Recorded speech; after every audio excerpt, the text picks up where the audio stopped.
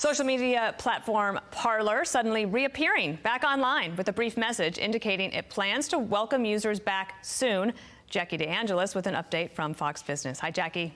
Hi, good morning, and congratulations, Dana. Well, Parler's website back on the web with some limited functionality here after being suspended a little bit more than a week ago, not only from the web, but also from Apple's App Store and Google Play. If you go to parler.com, there is a note from the CEO reading, "Hello world, is this thing on?" It's dated on Saturday. There's also a message from the company under a banner called Technical Difficulties that says in part, "We will resolve any challenge before us and plan to welcome all of you back soon. We will not let civil discourse perish." Now, Parler's CEO was on Fox News last night. Listen. Google, Apple, and Amazon Web Services all agreed that our terms of service were acceptable.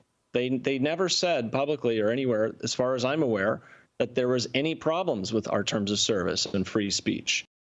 Now, this all came in the wake of the riots at the U.S. Capitol, big tech banning Parler.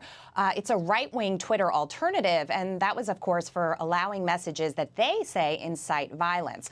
Following President Trump's ban on Twitter, Parler got a lot of attention as a new place to go if users felt that Twitter was unfairly censoring content. And users went there, abandoning Twitter, with many noticing that their follower counts were dramatically lower. Parler's future still uncertain. Its CEO said that the platform doesn't condone or allow violence, yet big tech rivals beg to differ, guys. Jackie DeAngelis, always a pleasure to see you. Thank you. Thank you. So then, want to bring in Mercedes Slapp, former White House Strategic Comms Director, and Chris Hahn, host of the Aggressive Progressive podcast, former aide to Senator Chuck Schumer. Welcome to both of you. Wow, is this the way it's going to be, Mercedes? Where conservatives are going to have to battle and push back to get a voice yet again in America? Well, first of all, I want to say congratulations to both of you. Thank you. Actually, I think I've known Dana longer than you have, Bill. So Claim. Before I even had children. So there you go. But yes, I mean, conservatives are very concerned that their voices will continue to be silenced. We saw yesterday in a clip on CNN, a former Facebook insider basically saying that we need to turn down the access that conservative influencers have to reach larger audiences. This is very troubling because it shows that big tech is moving towards a more authoritarian model and, in essence, really trying to regulate free speech. So that's very concerning for conservatives, where we feel that we need to continue to address the far left agenda. I mean, and that is where I think we will continue to speak up, continue to be part of these platforms in order to ensure that our voices are heard. Obviously, at the same time, ensuring that we condemn any violence that happens on the far left or the far right. Chris, if this were reversed, you would not be happy, would you?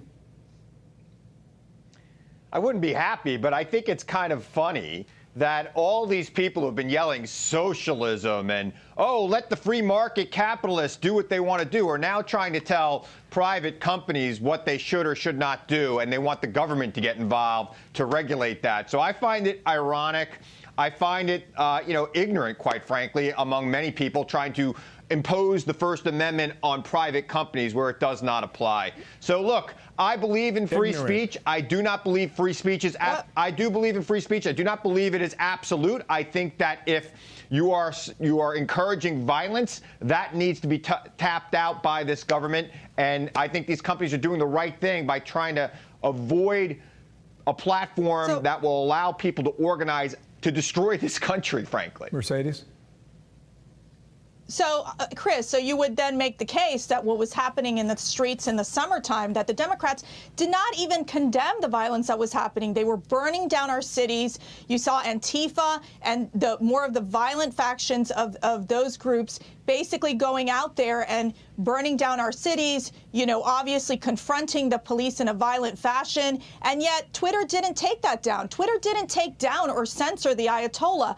They didn't take down or censor the Chinese government promoting communist propaganda. That's a double standard. It's a it's a complete focus and disdain on this president and on his supporters. And I tell you, in America, when these companies get too big, they need to be regulated. And over 70% of Americans agree that the big tech companies are out of control. Every major Democrat has condemned the violence over the summer. Every single one. Whereas the president and his supporters spread the big lie. The president and his supporters spread the big lie that led to the riot that tried to overthrow our government, kill our leaders, including Mike Pence, Chuck Schumer, Nancy Pelosi. That was happening in right-wing media, and the president spent hours just enjoying it and did not push back until he was forced to by people in his midst. That is absolutely false. It is absolutely false. To both the president condemned the violence. I think we have reached a moment where it is ripe in this country to have this debate.